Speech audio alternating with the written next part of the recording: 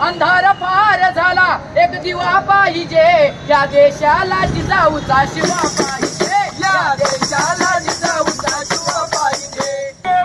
हम तुम्हारे साथ हैं करेंगे साहेब आगे बढ़ो हम तुम्हारे साथ हैं म्हणती त्यांना वीरता नदी म्हणती त्यांना अमर कथाई आमची पासाळून पान आमच्या इतिहासाची पासाळून पान आमच्या इतिहासाची पासाळून पान आमच्या इतिहासाची हा इतिहास तुम्ही सर्व माता भगिनींना मी मनापासून विनंती करतो ही हा संघटितपणा जो आहे हा संघटितपणा सोडू नका आणि बिनधास्त सांगा जर आमचं काम करत नसाल तर तुम्हाला खाली फेकायची ताकद आमच्या माता भगिनींच्या मध्ये आहे आणि आता अत्यंत योग्य वेळेला तुम्ही आलेला आहात ज्या वेळेला हे लक्षात ठेवा विसरू नका माघारी घेऊ नका ज्या वेळेला निवडणुका आहेत लोकशाहीमध्ये निवडणुका हे सर्वात महत्वाचं हत्यार आहे ज्या आपल्याला किंमत द्यायचं असेल आमच्या दारात तुम्ही येताय उद्या तुम्हाला जर मुंडकं धरायचं असेल तुम्हाला मी प्रामाणिकपणे सांगतो की आपल्या मागण्या मान्य करून घ्यायच्या असतील या सर्वांना माहिती असेल किंवा नसेल हे मला माहीत नाही पण मी सगळ्यांना सांगू शकतो की मराठा आरक्षणासाठी आज सुद्धा सकाळी माझं चॅनल ते चालू केलं आणि ते केवळ मनोज जरांगेंनी सुरू केलेल्या हे जे आंदोलन आहे हे 1 वर्षापासून ऑगस्ट 23 पासूनचं जे चळवळ आहे या चळवळीला वाहिलेलं आहे त्यामुळे इथं सगळ्यांना मी विनंती करतो की ते सगळ्यांनी आवर्जून बघा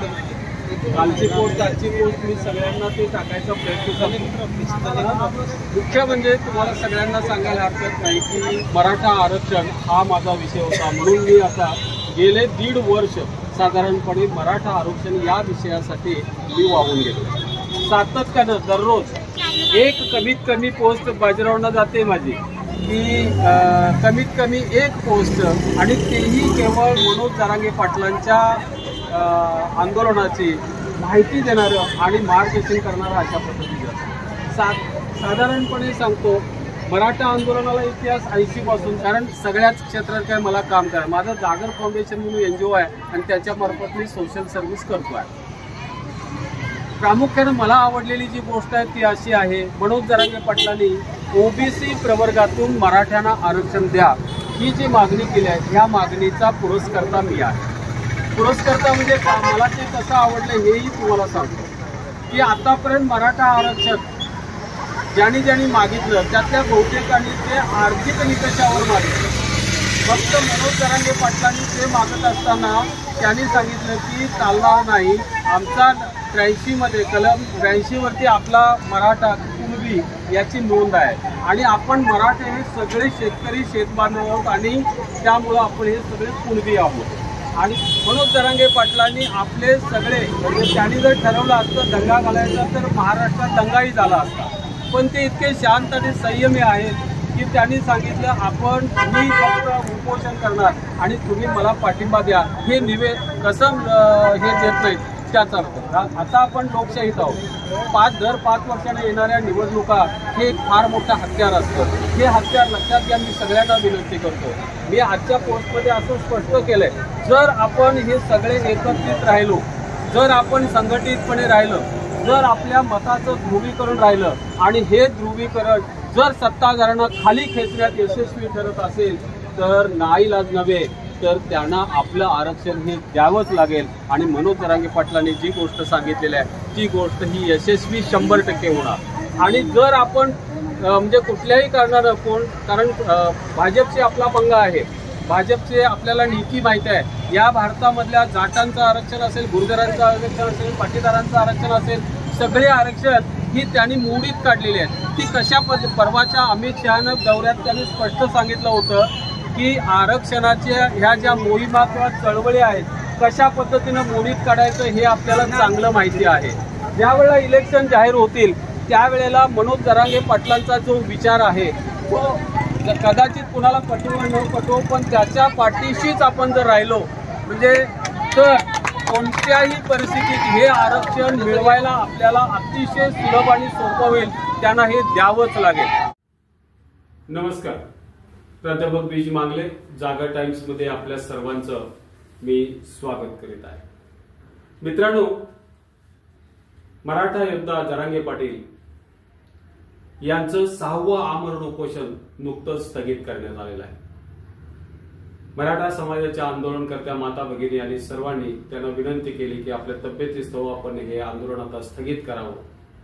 आणि निवडणुकीच्या पातळीवरचा पुढचा निर्णय घ्यायला सिद्ध व्हावं अशा पद्धतीची विनंती त्यांनी मान्य केली आणि आज त्यांनी ते आपलं जे उपोषण होतं हे उपोषण स्थगित करण्यात आलंय. आज दादा छत्रपती संभाजीनगरमध्ये पुढील उपचार घेत आहेत. दवाखान्यामध्ये त्यांच्या तब्येतीचे ते उपचार घेत आहेत. कोल्हापूरमध्ये दादांचं हे आंदोलन आणि येणाऱ्या विधानसभा निवडणुका याच्यामध्ये फारसं अंतर असू नये असा विचार झाला आणि